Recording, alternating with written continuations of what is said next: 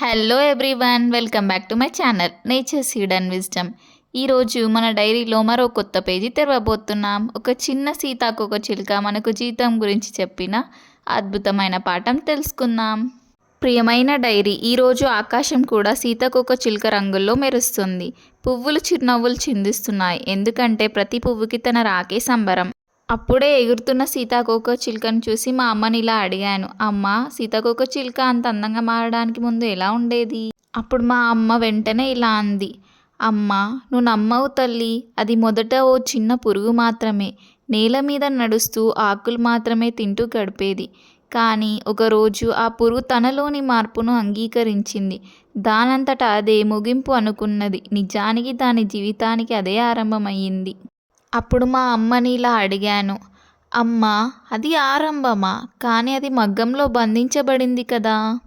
అప్పుడు మా అమ్మ నాతో ఇలా అంది, అదే జీవిత పాఠం బంగారం. ఆ చీకటిలోనే సీతాకోక చిలుక తన రెక్కల బలం గురించి తెలుసుకుంది. మనం కూడా కష్టాల మధ్య మన శక్తిని తెలుసుకుంటాం. చీకటి ఎప్పుడు శాపం కాదు, అది ఒక సాధన. వెంటనే మా అమ్మని ఇలా అడిగాను, అమ్మా, కానీ సీతాకోక చిలుకలా మారడానికి ఎంత కాలం పడుతుంది? మా అమ్మ నాతో ఇలా అంది, అది సమయాన్ని బట్టి ఉంటుంది తల్లి. అందం ఒక్క రోజుల్లో రాదు. ప్రతి మార్పు ఒక సహన పరీక్ష. సీతాకోక చిలుక అలా నేర్పింది. బంగారు క్షణాల కోసం ఎదురు చూడవలసిందే.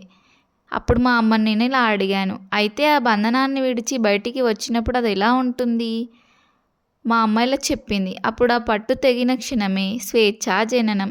కష్టం లేకుండా రెక్కలు బలంగా ఉండవు, కాబట్టి ప్రతి బంధనానికి ఒక గుప్తమైన ఆశీర్వాదం ఉంటుంది. వెంటనే మా అమ్మని ఇలా అడిగాను, అమ్మ, దాని తర్వాత అది ఏం చేస్తుంది? అప్పుడు మా అమ్మ ఇలా అంటుంది, తను పువ్వు నుండి పువ్వుకి పయనం సాగిస్తుంది. ఆమె ఎవరినీ బాధించదు, కానీ అందరినీ ఆనందపరుస్తుంది. జీవితం చిన్నదైనా రంగులు కోల్పోకు అని నేర్పిస్తుంది. గతాన్ని తుడిచేసి కొత్తగా వెలిగిపోవడం నేర్పిస్తుంది. అప్పుడు మా అమ్మని ఇలా అడుగుతాను, అమ్మ, అంటే ప్రతి దశలో ఏదో ఒకటి నేర్చుకోవాలన్నమాట. అప్పుడు మా అమ్మ ఇలా చెప్పింది, అవును బంగారం, పురుగు దశ భోజనం నేర్పింది, మగ్గం దశ సహనం నేర్పింది, సీతాకోక చిలుక దశ ప్రేమ స్వేచ్ఛ నేర్పింది. మన జీవితం కూడా అలా దశలతోనే అందంగా ఉంటుంది. అప్పుడు మా అమ్మని ఇలా అన్నాను, వావ్ అమ్మా, ఈరోజు పాఠం నిజంగా రంగులా ఉంది.